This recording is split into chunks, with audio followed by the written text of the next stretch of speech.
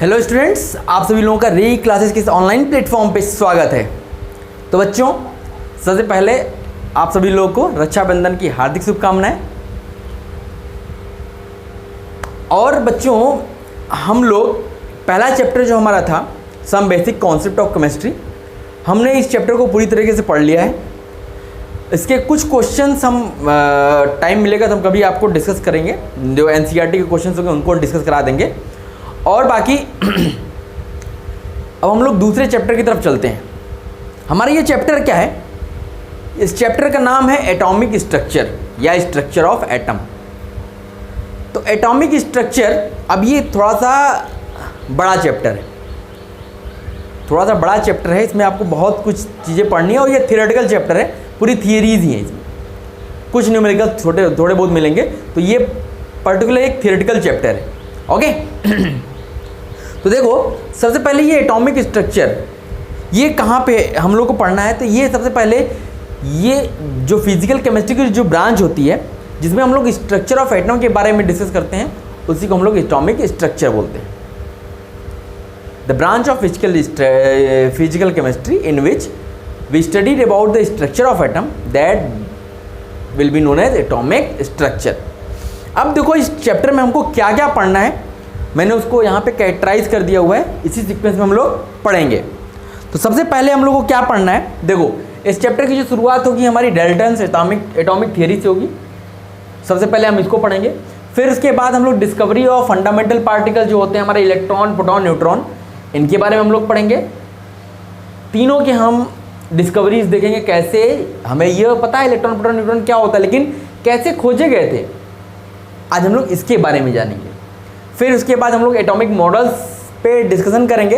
इसमें हम लोग को जो एटॉमिक मॉडल्स पढ़ने हैं वो थॉमसन मॉडल पढ़ेंगे, फिर उसके बाद रदरफोर्ड का मॉडल पढ़ेंगे, फिर उसके बाद बोहर्स के मॉडल पढ़ेंगे, फिर उसके बाद वेव मैकेनिकल मॉडल पढ़ेंगे। ओके, फिर इसके बाद हमारा डुअल नेचर ऑफ लाइट जो प्लैंक्स क्वांटम थियरी होती है, इसको हम लोग पढ़ेंगे, ये फिजिक्स में भी होता है। फिर इसके बाद फोटो इलेक्ट्रिक इफेक्ट पढ़ेंगे। फिर डुअल नेचर ऑफ मैटर जिसको डी ब्रॉगली ने दिया था, इसको पढ़ेंगे। फिर हाइजेनबर्ग अनसर्टेनिटी प्रिंसिपल को पढ़ेंगे और in the last quantum number को पढ़ेंगे। ये हमारा सीक्वेंस होगा इस चैप्टर में पढ़ाई करने का। ठीक है, तो अब हम लोग चलते हैं हम लोग किस पे? डाल्टन एटॉमिक थियरी पे। ओके, तो इतना नोट कर लीजिए बच्चों। चलो बच्चों, अब हम लोग डाल्टन्स एटॉमिक थियरी पढ़ते हैं और इसी को postulates of Dalton atomic theory भी बोलते हैं। पोस्टुलेट्स, डाल्टन्स एटॉमिक थियरी के पोस्टुलेट्स लिखिए। तो देखिए, डाल्टन का जो थियरी था, जो कॉन्सेप्ट था, वो किस पे बेस्ड था कि हमारे जो एटम्स होते हैं वो इंडिविजिबल होते हैं। इंडिविजिबल मतलब उनको तोड़ा नहीं जा सकता। ये डाल्टन का सोचना था। इनका ये सोचना था कि जो भी एटम्स होते हैं वो उनको फर्दर डिवाइड नहीं किया जा सकता, मतलब atom is the smallest particle. ठीक, तो अब इसके हम मेन पॉइंट्स लिख लेते हैं, क्या क्या इन्होंने बोला था। तो पहला पॉइंट इन्होंने बोला था, atom is the smallest particle of an element. Atom is the smallest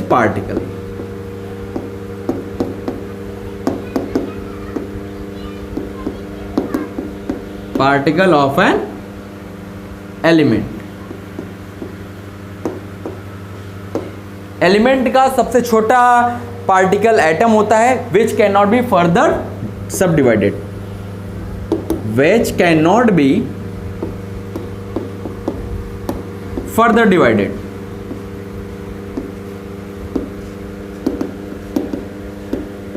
जिसको कि फर्दर डिवाइड नहीं किया जा सकता। ये पहला कॉन्सेप्ट था उनका। दूसरा क्या है? दूसरा उन्होंने बोला कि atom of same elements are similar. एक ही टाइप के अगर सेम एलिमेंट के अगर एटम्स हैं तो एक जैसे होंगे, but different from atoms of other element. अगर सेम एलिमेंट के आपने एटम्स लिए हैं तो एक जैसे होंगे, लेकिन अगर अलग अलग एलिमेंट्स के आपने एटम लिए हैं तो वो भी एटम अलग अलग होंगे। उन्होंने ये बोला था, लेकिन बाद में ये भी गलत साबित हो गया। तो हम लोग बाद में देखेंगे कैसे गलत साबित हुआ, अभी इनको लिख लेते हैं। तो atoms of same element atoms of same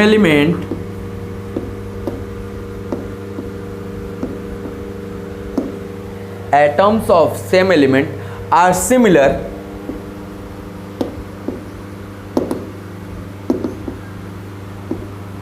but different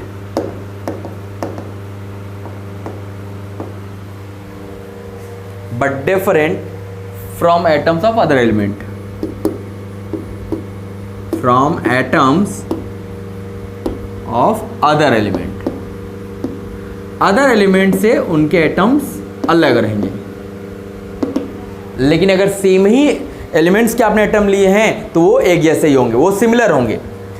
फिर तीसरा पोस्टुलेट इनका क्या कहता है कि जो डिफरेंट एलिमेंट्स के एटम होते हैं वो कंबाइन होते हैं in the simple ratio two form compound, combine होते हैं और कंपाउंड बनाते हैं, तो वो एक सिंपल रेशियो में कंबाइन होते हैं। ये इनका तीसरा पोस्टुलेट था। तो क्या था? Atoms of different elements, atoms of different element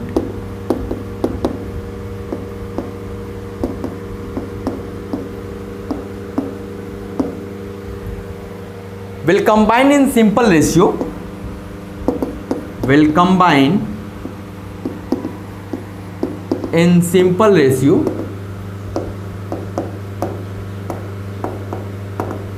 and form compounds, और क्या बना लेते हैं? कंपाउंड्स बना लेते हैं।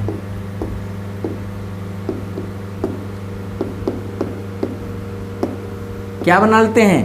कंपाउंड्स बना लेते हैं। जैसे हमने लिखा 2Mg plus O2 gives 2MgO। तो यहां देखो इनके बीच में क्या रेशियो है? 2:1 का रेशियो है। तो हमेशा सिंपल रेशियो में कंबाइन होते हैं और कंपाउंड बना लेते हैं। तो ये इनका थर्ड पोस्टुलेट था। चौथा पोस्टुलेट इनका क्या था कि atoms can never be created nor destroyed, atoms can never be created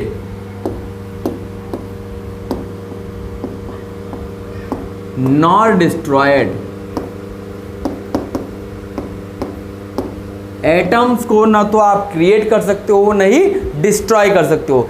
ये इनके पोस्टुलेट्स थे। ये आपके जो स्कूल एग्जाम्स होते हैं उसमें ये पूछता है कि write down the postulates of Dalton. Dalton के आप पोस्टुलेट्स लिखिए, तो ये सारे पोस्टुलेट्स आपको लिखने होंगे। ठीक है, तो इसको नोट कर लीजिए। फिर हम आगे बात करते हैं कि ये जो पोस्टुलेट्स थे ये बाद में गलत कैसे हो गए, तो अब हम लोग उसको भी देखेंगे। इसको पहले आप नोट कर लीजिए। चलो भाई, अब हम बात कर लेते हैं कि आखिर क्यों डाल्टन्स एटॉमिक थ्योरी जो थी वो फेल हुई, क्या कारण थे। देखो, पहला पोस्टुलेट इन्होंने दिया था कि atom is the smallest particle, atom सबसे छोटा पार्टिकल होता है एलिमेंट का। लेकिन अब उसका क्या रीजन हुआ, क्यों फेल हुआ? क्योंकि atoms can B divided in electron, proton and neutron.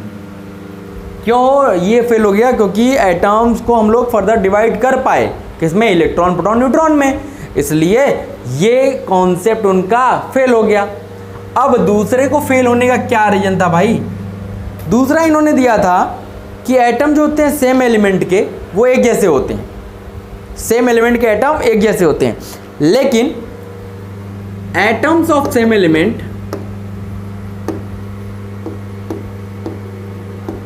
Atoms of same element, जो सेम एलिमेंट के एटम्स होते हैं can be different because of, can be different, ये अलग हो सकते हैं because of existence of isotopes, existence of isotope. उस टाइम तो आइसोटोप्स नहीं खोजे गए थे, इसलिए उनकी थियरी सही थी। लेकिन जब आइसोटोप खोज लिए गए, आइसोटोप क्या होते हैं आप क्लास 10th में पढ़ के आए होंगे, 9th में पढ़े होंगे ना। आइसोटोप्स क्या होते हैं कि आइसोटोप्स जैसे ऑक्सीजन की अगर हम बात करें, अगर हम ऑक्सीजन की बात करते हैं तो ऑक्सीजन में क्या होता है, इसके 3 आइसोटोप्स होते हैं, एक O16, एक O17, एक O18। 3 आइसोटोप्स होते हैं ऑक्सीजन के, मतलब जिनका एटॉमिक नंबर सेम हो लेकिन मास नंबर डिफर हो, उसको हम लोग क्या बोलते हैं, आइसोटोप्स बोलते हैं। जैसे अगर हम कार्बन की बात करें, कार्बन की अगर हम बात करें तो इसके 2 आइसोटोप्स होते हैं, एक होता है C12 और C14, C12 एंड C14। ऐसे ही अगर हम हाइड्रोजन की बात करें, हाइड्रोजन की बात करें तो इसके भी 3 आइसोटोप्स होते हैं, H1, H2, H3। सबका एटॉमिक नंबर 1 ही होगा लेकिन मास नंबर डिफर होगा। तो अब क्या हुआ कि उन्होंने बोला कि एक ही एलिमेंट्स के अगर एटम्स हैं तो वो एक जैसे होंगे, लेकिन यहाँ पे एक ही एलिमेंट्स हैं, ऑक्सीजन ही है, लेकिन उनके एटम्स लिए हमने तो ये सिमिलर नहीं थे, एक जैसे नहीं थे, तो ये इनकी ये थियरी भी फेल हो गई। तो जैसे क्या था, इसके एग्जांपल्स अगर समझें, इसका H के एग्जांपल्स लें तो जैसे H 2H ऑक्सीजन मिलता है तो क्या बनता है, वाटर, ठीक। लेकिन इसका अगर ये आइसोटोप हमने ले लिया, ये इसको क्या बोलते हैं, इसका नाम होता है ड्यूटीरियम, इसका नाम प्रोटियम, ड्यूटीरियम, ट्राइटियम, ये प्रोटियम, ड्यूटीरियम, ट्राइटियम, तो इसका नाम है ड्यूटीरियम, DEUTRI, ड्यूटीरियम, ड्यूटीरियम, ठीक है। अगर H की जगह हमने ये ले लिया तो वहां पे क्या बन जाता है, वहां पे बन जाता है D2O, क्या बन जाता है, D2O। और ये क्या है, ये पानी नहीं है, ये हैवी वाटर है, इसका नाम है हैवी वाटर, इसका नाम है हैवी वाटर। हैवी वाटर क्या होता है, is a form of water, पानी का एक रूप होता है, that contains a large than normal amount of hydrogen isotope, मतलब जिसमें हाइड्रोजन का लार्ज वाला आइसोटोप है, ठीक है। तो कॉमन हाइड्रोजन H1 की बजाय H2 है, तो इसलिए इसका नाम हैवी वाटर रखा गया, ठीक है। तो ये हमारी, ये भी इनकी थियरी फेल हो गई। क्यों फेल हुई, रीजन मिल गया आपको, क्यों, क्योंकि तब तक क्या था, जब उनके समय तक था तो आइसोटोप्स नहीं खोजे गए थे, इसलिए एक टाइप के एलिमेंट्स के एटम आपने लिए तो एक जैसे थे, लेकिन जब आइसोटोप्स खोज लिए गए तो अब वहाँ पे एक ही टाइप के एटम्स के हमने एक ही टाइप के एलिमेंट्स के हमने एटम्स लिए तो वो एक जैसे नहीं थे, वो अलग अलग थे, तो ये भी थियरी उनकी फेल हो गई थी। और तीसरा इन्होंने दिया था, तीसरा इन्होंने पोस्टुलेट दिया था कि atoms of different elements will combine in simple ratio, हमेशा डिफरेंट एलिमेंट्स के एटम जो होते हैं सिंपल रेशियो में कंबाइन होते हैं, लेकिन एग्जिस्टेंस ऑफ नॉन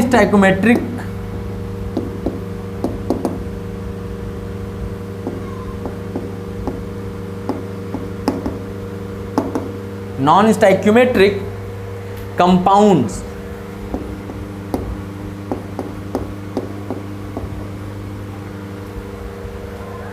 जो एग्जिस्ट होने लगे, नॉन स्टैइकोमेट्रिक कंपाउंड जो एग्जिस्ट होने लगे, इसको नॉन स्टैइकोमेट्रिक कंपाउंड्स को बोलते हैं NSC, ठीक है। नॉन स्टैइकोमेट्रिक कंपाउंड्स के एग्जिस्ट होने से अब क्या हुआ, जो ये सिंपल रेशियो में कंबाइन होते थे, अब ये सिंपल रेशियो में न कंबाइन होके ये आपको इस टाइप के भी मिलने लगे, क्या, जैसे Fe 0.93O। अब इसमें क्या है, इसमें तो आपको डेसिमल में सिंपल रेशियो में तो हो नहीं रहा है, ये फ्रैक्शन में हो रहा है। ऐसे ही जैसे Fe 0.95O, ऐसे ही अगर मान लीजिए हमने निकल ले लिया Ni 0.98O, तो अब ये भी इनकी थियरी फेल हो गई, जो ये कहती थी कि भाई जो अगर डिफरेंट एलिमेंट्स आपने लिए हैं, डिफरेंट एलिमेंट्स के एटम लिए हैं तो वो कंबाइन होते हैं सिंपल रेशियो में, लेकिन यहाँ पे वो भी थियरी फेल हो गई, क्योंकि यहाँ पे नॉन स्टैइकोमेट्रिक जो कोफिशिएंट होते हैं, जैसे यहाँ पे हमने लिया था ना 2Mg + O2, 2mg plus O2 gives 2mgO। तो यहाँ पे देखो ये 2 1 2, तो ये सिंपल रेशियो में कंबाइन हो रहे थे, तो ये स्टाइकोमेट्रिक कोफिशिएंट्स हैं, ये स्टाइकोमेट्रिक कोफिशिएंट्स हैं। लेकिन जब हमारा नॉन स्टाइकोमेट्रिक कंपाउंड्स एग्जिस्ट होने लगे तो उसमें क्या होने लगा कि ये फ्रैक्शंस में भी कंबाइन होते थे, तो इसलिए इनका ये भी थियरी फेल हो गई। अब चौथा इन्होंने जो दिया था, atoms can neither be created not destroyed, इसको पहले नोट कर लो फिर हम आगे बताते हैं। नोट कर लिया बच्चों? ऊपर का मैं इरेज कर दे रहा हूँ, एक पॉइंट और बता देता हूँ, चौथे का भी क्यों फेल हुआ चौथा ये भी बता देता हूँ। देखो चौथा उन्होंने दिया था कि atoms can not be created not destroyed, लेकिन atoms can be created with the help of artificial radioactivity. यहाँ पे हम लोग एटम्स को क्रिएट कर सकते हैं, atoms can be created with the help of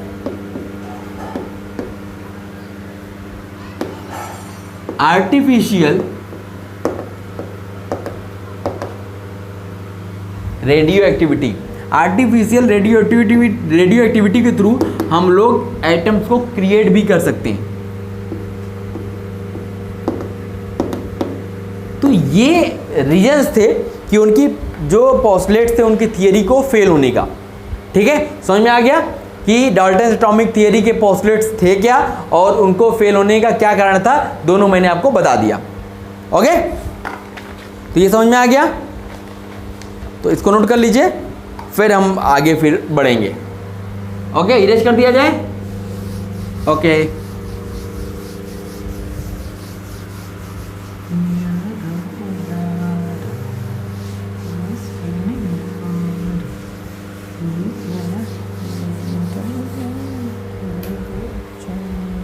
अब चलिए, अब हम लोग अगले टॉपिक की तरफ चलते हैं। पहला हमने डाल्टन एटॉमिक थ्योरी देख ली, अब हम लोग चलते हैं डिस्कवरी ऑफ फंडामेंटल पार्टिकल्स। अब हम लोग डिस्कवरी देखते हैं कैसे खोजे गए थे। Discovery of fundamental particles.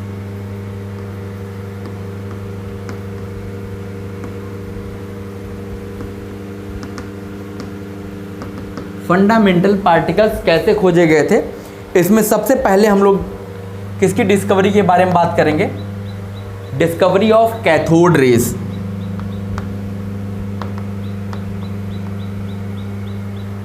Discovery of cathode rays, सबसे पहले हम लोग कैथोड रेज के बारे में डिस्कस करेंगे, और यहीं से किसकी खोज हुई थी? Discovery of electron.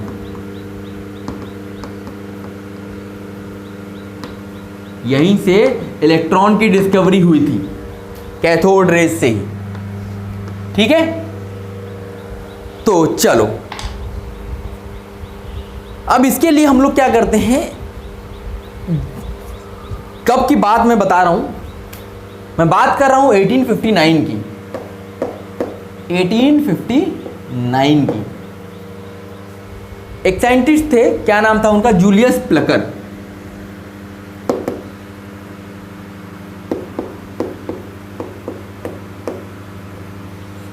क्या नाम था?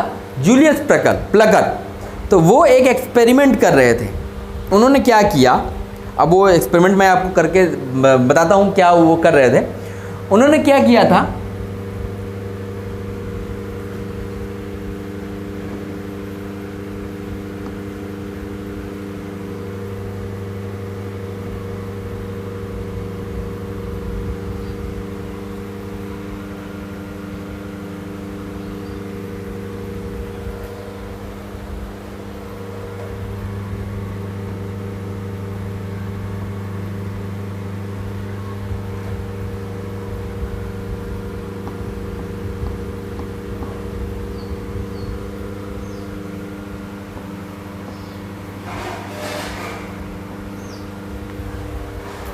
उन्होंने क्या किया था, एक डिस्चार्ज ट्यूब लिया था।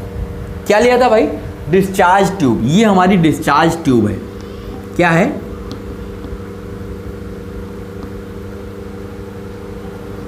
डिस्चार्ज ट्यूब लिया था। और यहां पे क्या है, ये क्या है, ये वैक्यूम पंप एक इन्होंने जोड़ा था, वैक्यूम पंप। मतलब इसका काम क्या था, यहां से गैस को बाहर निकालना, वैक्यूम क्रिएट करने के लिए, ठीक है। तो टू क्रिएट वैक्यूम।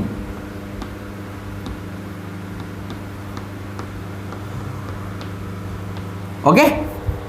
अब इसमें क्या इन्होंने किया था कि इन्होंने, ये हमारा क्या था, ये देखिए निगेटिव टर्मिनल से जुड़ा है, तो ये हमारा निगेटिव, ये हमारा पॉजिटिव, और ये हमारी क्या है, बैटरी।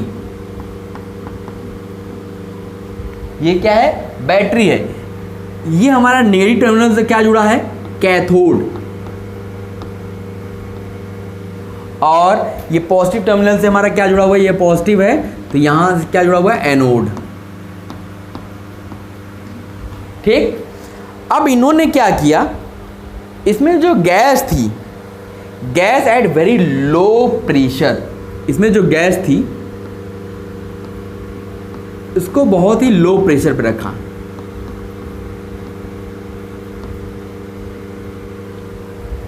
जब गैस को लो प्रेशर पे रखा तो क्या हुआ, इसमें एक इनविजिबल रेज प्रोड्यूस हुई, इनविजिबल रेज प्रोड्यूस हुई जो इधर से इधर जा रही थी। अब इनविजिबल थी तो दिखाई तो पड़ती नहीं, तो उसको हम लोग कैसे फाइंड आउट करते। तो उन्होंने क्या किया था, उन्होंने यहां पे इस पे ZnS जिंक सल्फाइड की कोटिंग कर रखी थी, जिंक सल्फाइड की कोटिंग कर रखी थी। इसकी वजह से क्या हुआ, जो भी रेज इस पे पड़ती तो इस पे क्या प्रोड्यूस होता, फ्लोरेंस प्रोड्यूस होता, चमक प्रोड्यूस होती। तो उस चमक से हमें महसूस पता चल जाता कि कोई रेज इधर से इधर जा रही है। अब क्योंकि ये रेज कैथोड से निकल रही थी, लग रहा था कैथोड से निकल के आ रही है, बेसिकली वो कैथोड से नहीं आ रही थी। वो जो इसमें गैस भरी थी वो आयनाइज हो गई, आयनाइज होने की वजह से इधर इलेक्ट्रॉन इधर से इधर मूव करने लगे, इधर से इधर मूव करने लगे। तो अब वो दिख रहा था कि कैथोड से आ रही हैं, इसलिए उसका नाम क्या रख दिया गया, कैथोड रेज। उसका नाम क्या रख दिया गया, कैथोड रेज।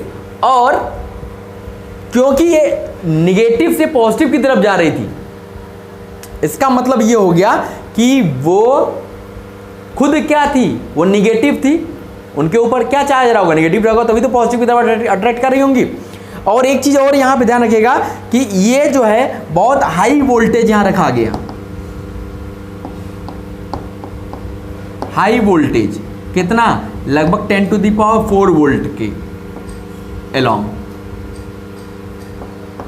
10⁴ वोल्ट के बराबर, नियरली 10⁴ वोल्ट के बराबर का पोटेंशियल डिफरेंस क्रिएट रखा गया। और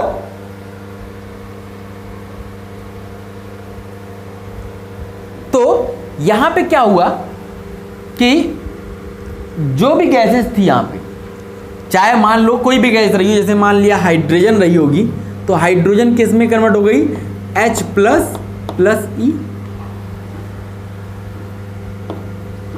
ठीक। अगर मान लिया कि ऑक्सीजन गैस रही होगी तो O++E। अगर मान लो नाइट्रोजन रही हो तो N++E-। तो अब ये गैस आप कोई भी लो, गैस आप कोई भी ले लो, ये तो सेम रहेगा। यही क्या हो रहे थे, निगेटिव से पॉजिटिव की तरफ जा रहे थे, यही क्या थे, यही निगेटिव से पॉजिटिव की तरफ जा रहे थे। तो यहां पे ये क्या होता था, यहां पे जब ये यहां पहुंचते थे तो यहां पे green Florence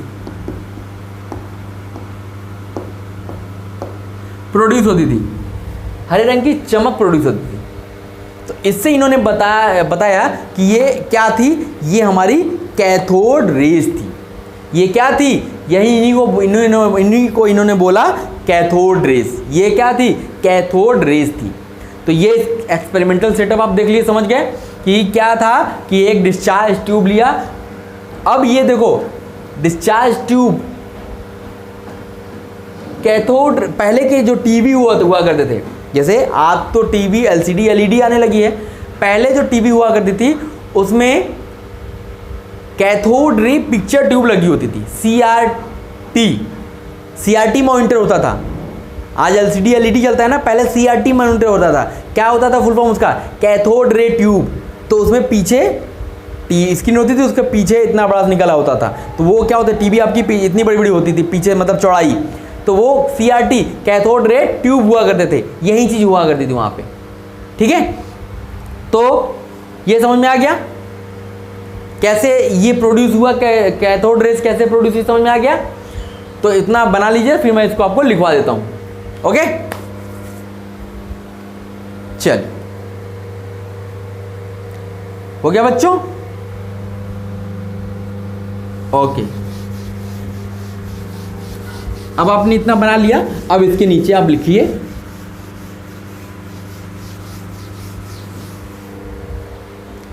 Julius Plucker was studying the conductivity of gases.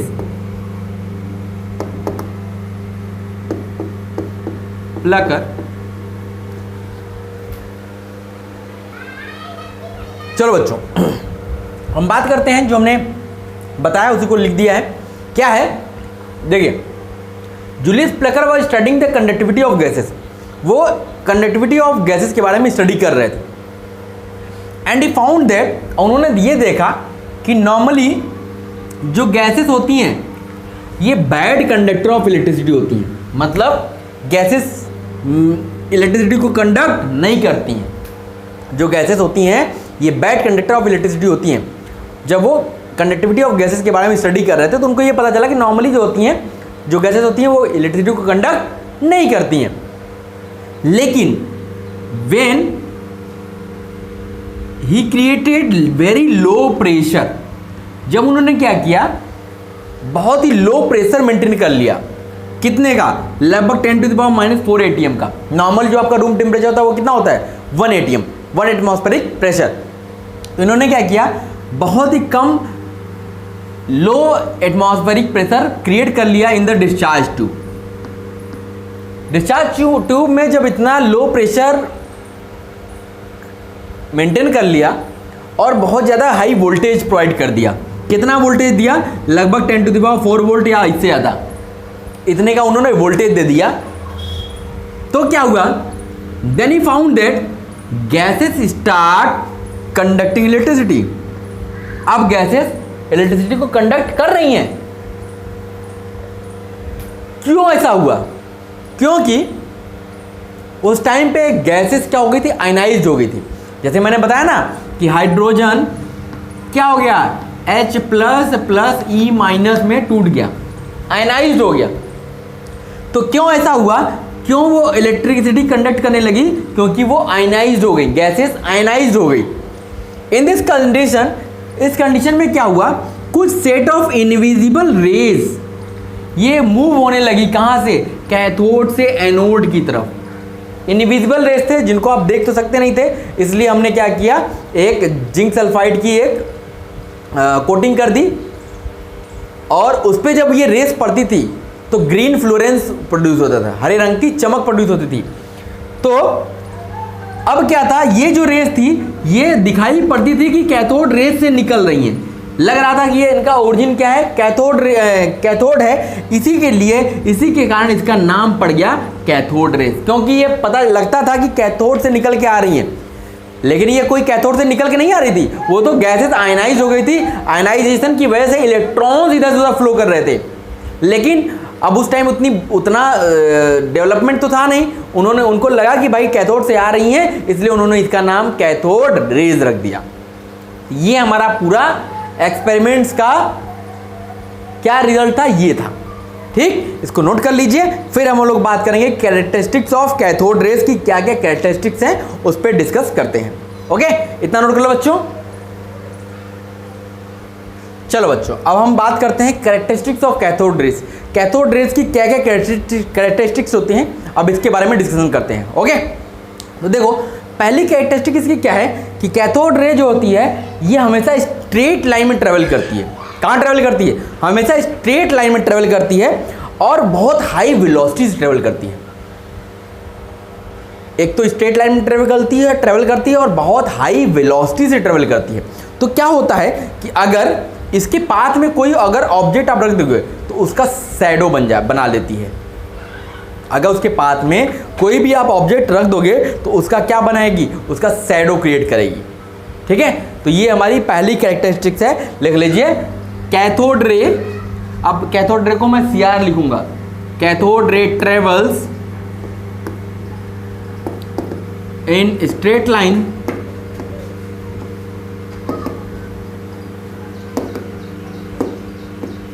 cathode ray travels in straight line with a very high velocity.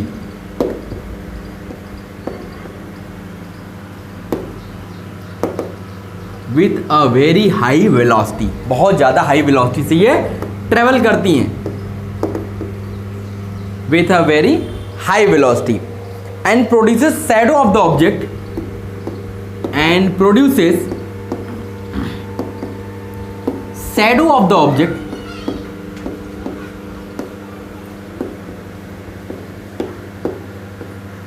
and produces shadow of the object placed in their path। अगर उसके path में कोई भी object आप रखोगे placed in their path, अगर उसके path में उसके रास्ते में कोई अगर आप ऑब्जेक्ट रखोगे तो उसका क्या बन जाएगा?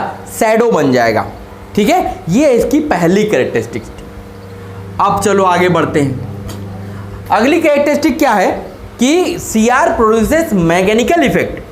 ये मैकेनिकल इफेक्ट भी प्रोड्यूस करती है। अब मैकेनिकल इफेक्ट का मतलब क्या है भाई? अगर इसके रास्ते में अगर आपने कोई एक व्हील रख दिया, कोई पंखा, उसको क्या बोलते हैं? पेडल व्हील रख दिया तो ये क्या होगा? ये रेस तो दिखाई पड़ती नहीं है, लेकिन जब ये रास्ते से गुजरेंगी और रास्ते में इसको पेडल व्हील दिख गया तो उसको घुमा देंगी। इसका मतलब इनके पास क्या होती है? एनर्जी होती है। जाहिर सी बात है, इनके पास एनर्जी भी है। ठीक है, तो इसको भी लिख लीजिए CR produces mechanical effect. CR produces mechanical effect.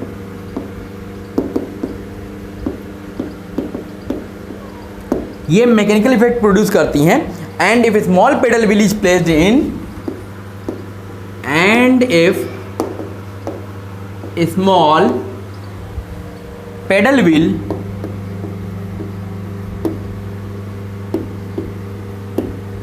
is placed in their path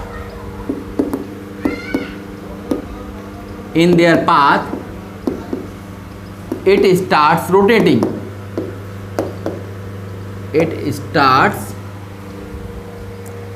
rotating.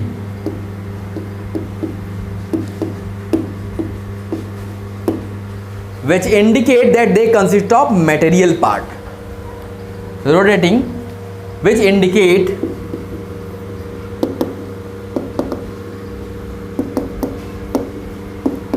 that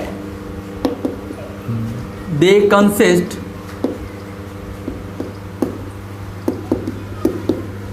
material part. Material part का मतलब मैटर से है।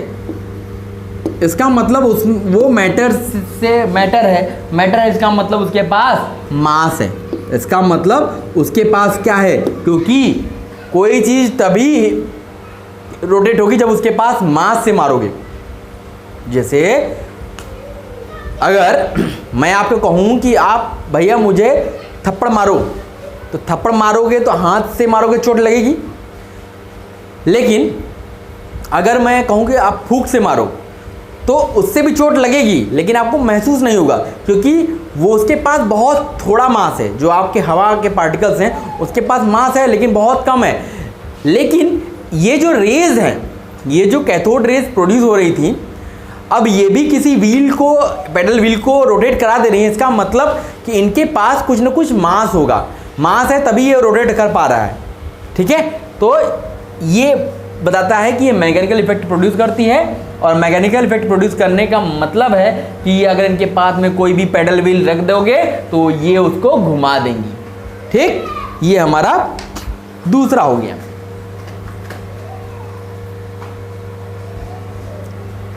तीसरा लिख लो, cathode ray creates fluorescence, cathode ray creates Florence.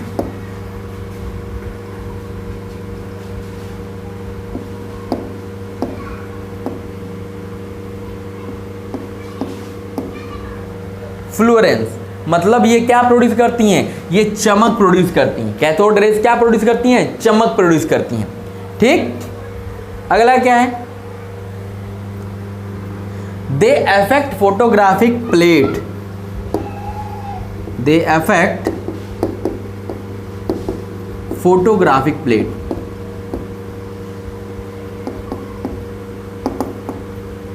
अगर रास्ते में आपने कोई फोटोग्राफिक प्लेट रख दी तो ये उसको अफेक्ट कर देंगी, ठीक है। तो ये नोट कर लो आप, फिर इसके बाद आगे बताता हूं। ये 4 आपकी कैरेक्टरिस्टिक मैंने बता दी, इसको नोट कर लो, फिर मैं आगे बढ़ता हूं। हो गया बच्चों, इरेज कर दूं, okay.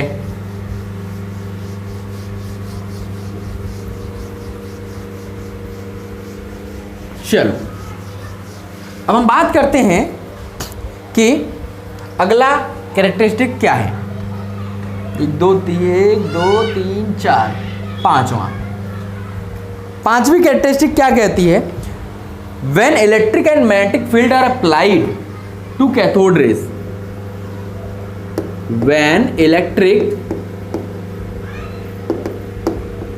And magnetic field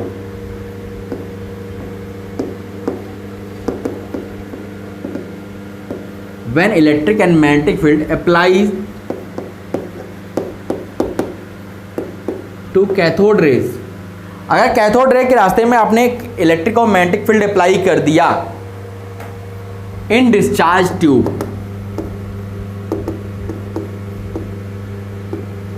in discharge tube, तो क्या होगा, then rays are deflected, then rays are deflected. तो रेज डिफ्लेक्ट करेंगी, रे क्या करेंगी, डिफ्लेक्ट करेंगी। इसका मतलब है उनके ऊपर भी कोई ना कोई चार्ज है।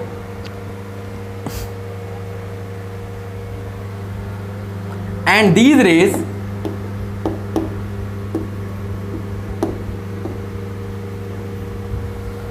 Deflected towards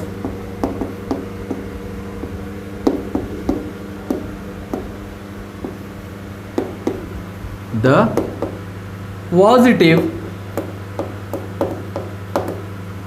and these rays deflected towards the positive field of plate, positive field of plate, which shows that cathode rays, which shows that cathode rays, जो हमारी कैथोड रेज होती हैं, consist of negatively charged particles, consist of negatively charged particles,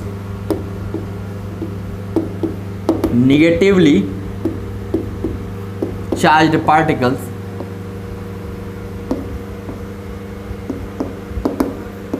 और इस negatively charged particle को क्या बोला जाता है, कॉल्ड इलेक्ट्रॉन,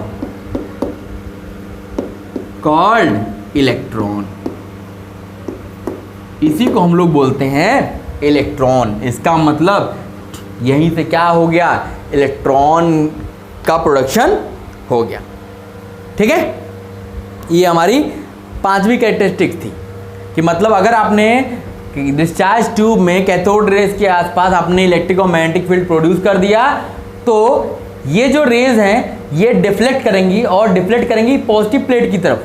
तो पॉजिटिव प्लेट की तरफ डिफ्लेक्ट करने का मतलब है कि ये चार्ज पार्टिकल से मिलके बनी हुई हैं, और ये किस चार्ज पार्टिकल से, निगेटिव चार्ज पार्टिकल से मिलके बनी हुई है, तभी तो पॉजिटिव की तरफ अट्रैक्ट कर रही है। तो इसका नाम क्या रखा गया, इसका नाम हो गया इलेक्ट्रॉन। अगली कैरेक्टरिस्टिक क्या है, Cr पेनेट्रेट्स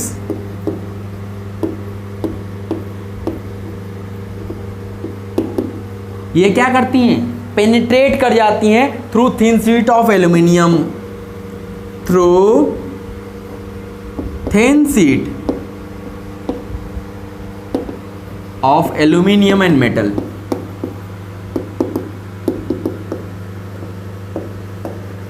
एल्यूमिनियम और मेटल की थिन शीट अगर आपने लिया और कैथोड रेस के सामने रख दी तो ये उसको छेद करते हुए आर पार निकल जाएंगी। पेनिट्रेट्स मतलब पार कर जाएंगी, ठीक है।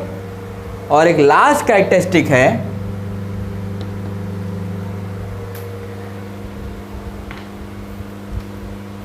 The ratio of charge to mass, the ratio of charge to mass, जो चार्ज टू मास का रेशियो होता है which is known as specific charge, जिसको हम लोग क्या बोलते हैं, which is known as specific charge, which is known as specific charge. क्या बोलते हैं, specific charge is same for all, is same for all cathode rays. सारी कैथोड रेज के लिए E/m रेशियो जो है, जिसको हम लोग स्पेसिफिक चार्ज भी बोलते हैं, ये ऑल कैथोड रेज के लिए सेम होगी irrespective of gases used in the tube, irrespective of gases used in the tube. मतलब ट्यूब में आपने कौन सी गैस ली है उसके ऊपर डिपेंड नहीं करती है, ये हर एक, चाहे जो गैस लिए हो आप उसके लिए जो E/m रेशियो है, मतलब चार्ज बाई मास रेशियो जो है, ये हमेशा क्या आएगा, सेम आएगा, चाहे जो भी गैस ली हो, क्योंकि हमें वहाँ से केवल इलेक्ट्रॉन से डिपेंड करता है, ये इलेक्ट्रॉन तो सब में सेम रहेगा, तो E/m जो होगा हर के लिए क्या आएगा, सेम आएगा, ठीक है। तो ये इसकी क्या थी, कैरेक्टरिस्टिक्स थी, किसकी कैरेक्टरिस्टिक्स, कैथोड रेस की कैरेक्टरिस्टिक्स थी, ठीक है। तो आज की क्लास में बस बच्चों इतना ही, फिर अगली क्लास में हम लोग मिलेंगे, तो फिर एनोड रेस की कैसे डिस्कवरी हुई, फिर न्यूट्रॉन्स की कैसे डिस्कवरी हुई, एनोड रेस मतलब प्रोटॉन्स की डिस्कवरी कैसे हुई, कैथोड रेस से इलेक्ट्रॉन की डिस्कवरी हुई, तो एनोड रेस से प्रोटॉन की डिस्कवरी होगी, तो कैसे होगी उसको हम लोग अगली क्लास में देखेंगे। Okay, thank you.